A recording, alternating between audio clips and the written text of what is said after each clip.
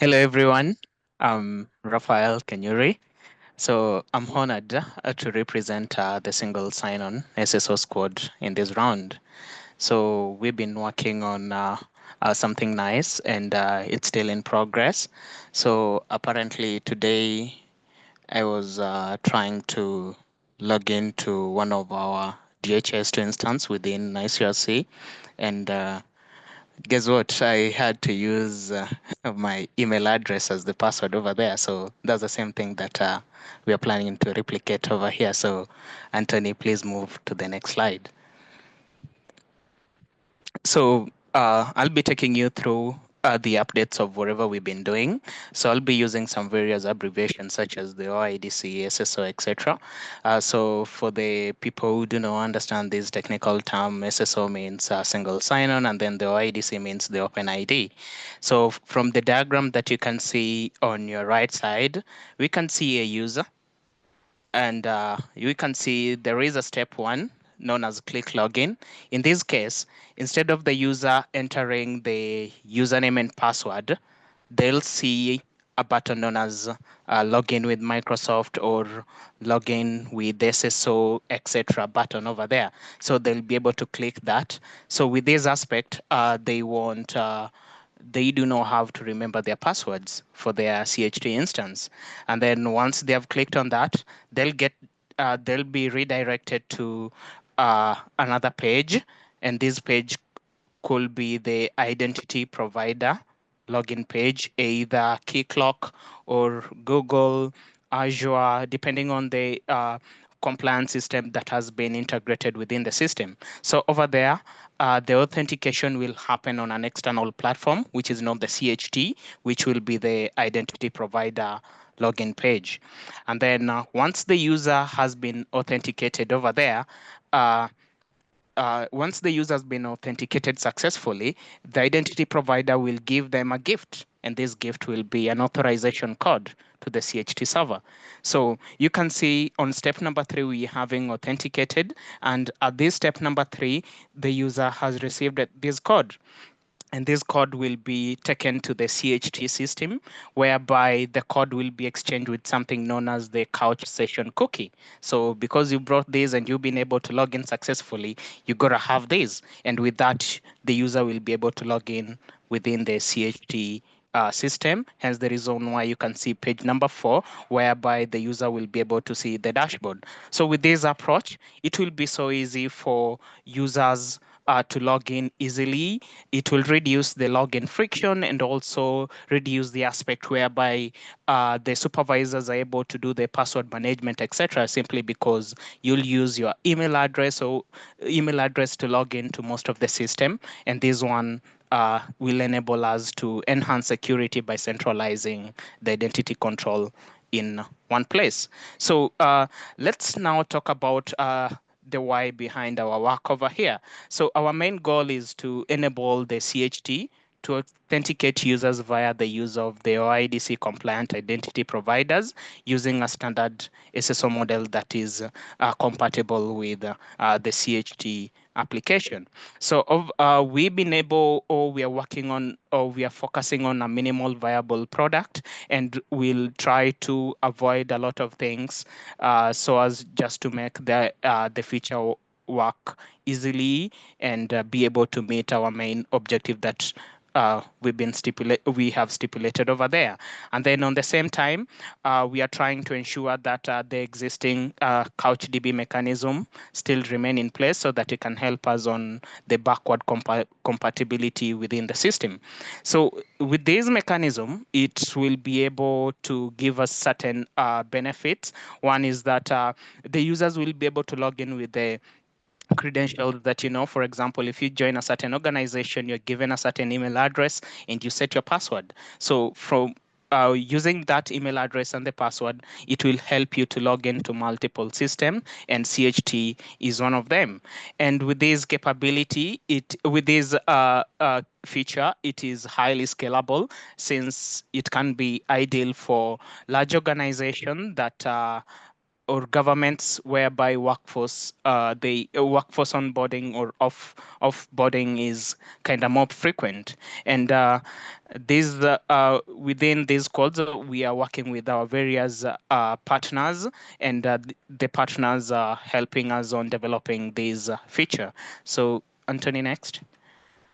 So I'll take you through various technical implementations that have been able to shape our goals, and also the various real-world constraints that we've been able to meet.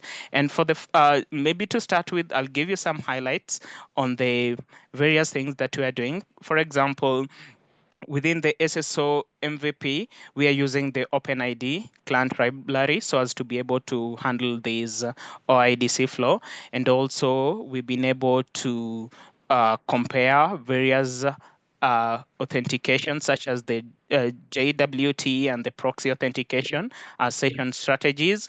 And we are trying to choose the method that integrates clean with the CouchDB, hence allowing us to be able to do the alignment with existing infrastructures easily. And also, we are also working on updating the CHT login page and some of the API endpoints and maybe the user creation logic so as to support these SSO flow. But for us to be able to deliver all these, we are met with various challenges. For example, one of the challenges that once a session cookie is issued, it will remain valid until expiry, despite the fact that maybe the user has been deleted on the identity provider. And also another issue that we are facing is CHT doesn't allow the @ in username, but we know that different identity providers tend to use the @ on their usernames. And another thing is that we are working on the mapping logic so as to reconcile all these differences, so as to allow the administrators to define which user field in the token maps to the CHT username, etc. Yeah, so Anthony, please move to the next.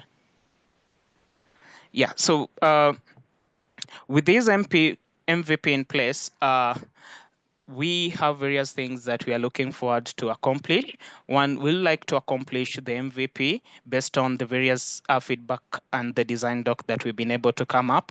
And also, we would like to refine the session behaviors so that we can enhance the security while keeping the user experience smooth. And we have some various action items. For example, we need to document the final login, session creation, and also the logout flow, so as to make it more efficient for various users, and also try to strengthen the error handling, such as ensure that users receive clear and consistent error messages whenever they're trying to log in, and also add some various aspects such as the rate limiting, which can help to protect us from login numeration or abuses that can be done by various users within the system. And once we've been able to do all these, we'll be able to give out one feature, which is the a secure, scalable SSO solution for the CHT, whereby we can use it by various organizations meeting various internal or the external requirements. So within this squad, we've been having various partners. One of the partners are ICRC, we have Living Goods, we have Solink and Medic, and we also like to invite more partners or people from the community so that we can collaborate together and be able to deliver this feature that will help on enhancing the security within the CHT application and also making the login process seamless and easy. Thank you. So any question?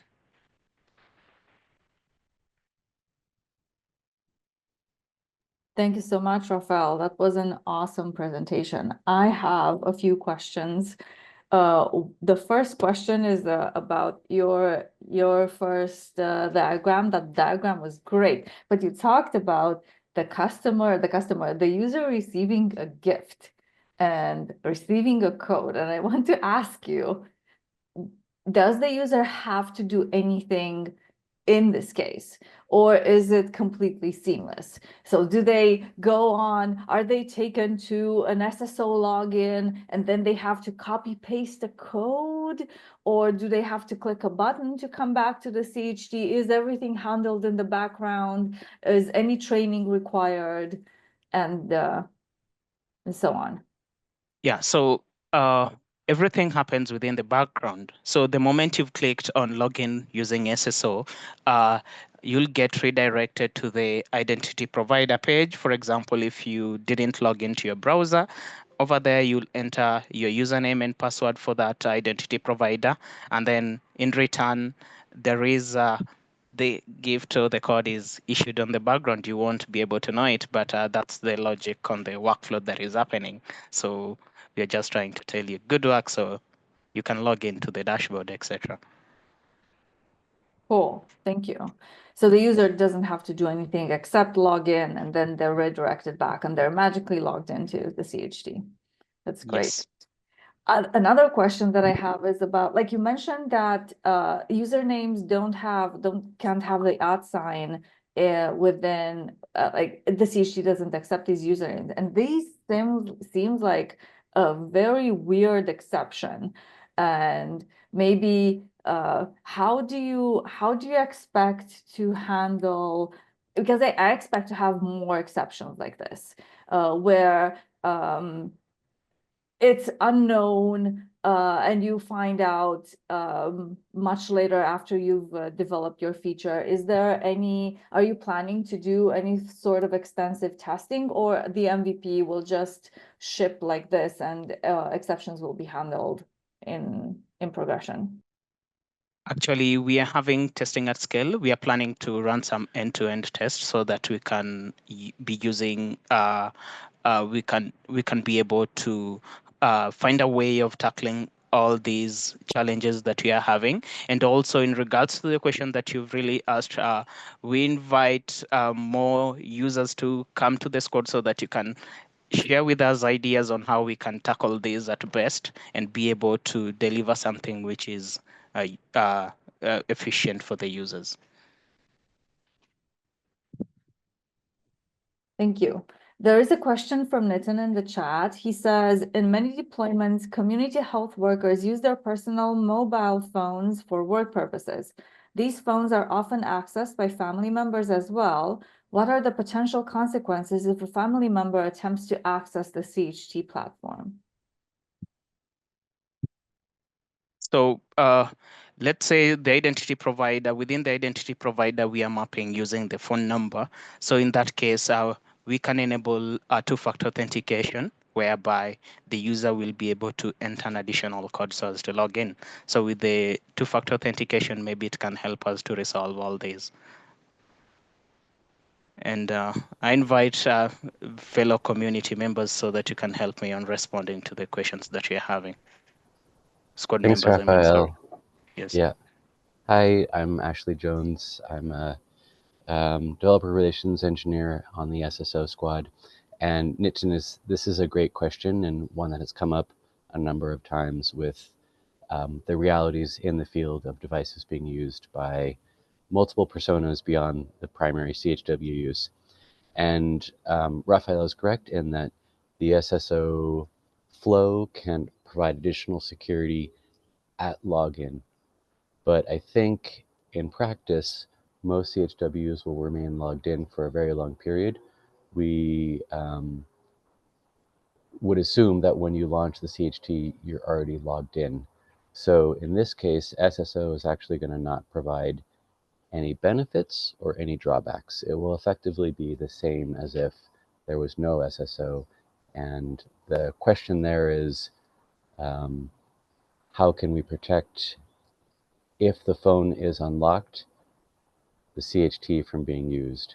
And I think right now the answer is there is no way, which is maybe not the best answer that you want to hear, but I think it's the honest answer. So it's important to acknowledge the current situation on the ground. I'd love to hear use cases about this in terms of security concerns and unnecessary access to medical records by unauthorized personnel. There has been some discussion in the past about adding an additional PIN to access the CHT, which I believe there's a thread on the forum. There is also some idea of changing the session duration to be shorter. I think, in fact, I believe, Raphael, was it ICRC that was going to plan on having a 24-hour session? Yeah, actually, so we've already implemented that. We're using 12 hours. So Oh, 12 after hours. each and every Okay. day, yeah. Yeah.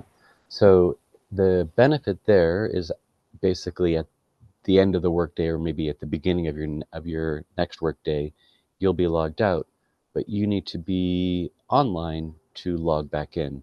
So this is a trade-off that this deployment that Raphael is working with has said is acceptable. So this is largely going to be a very online, a very connected deployment.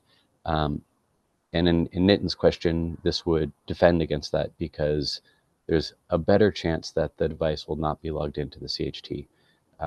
But there's still a half decent chance at the end of the day if the phone comes home with the worker and kids get access to it. So there's a couple different answers to this. You know, an easy one is just have a dedicated device, and I put that in quotes because that just is doing a lot of heavy lifting. Devices are expensive, they're hard to provision, it's very common to bring your own device, and even if you do have a dedicated device, it has connectivity and it has a browser, which is a commodity, and which is a hot commodity, which is something that's sought after by different members of the larger community that want access to the internet. So Nitin, I appreciate the question. It's complicated and will require some extra effort, I think, to secure. I think we're near the end of the presentations. If there's more to discuss on this, we can chat some more, but I think back to Deanna for any other facilitation that's needed. Thank you. Thank you, Mr. Jones, and thank you, Raphael. This was excellent news.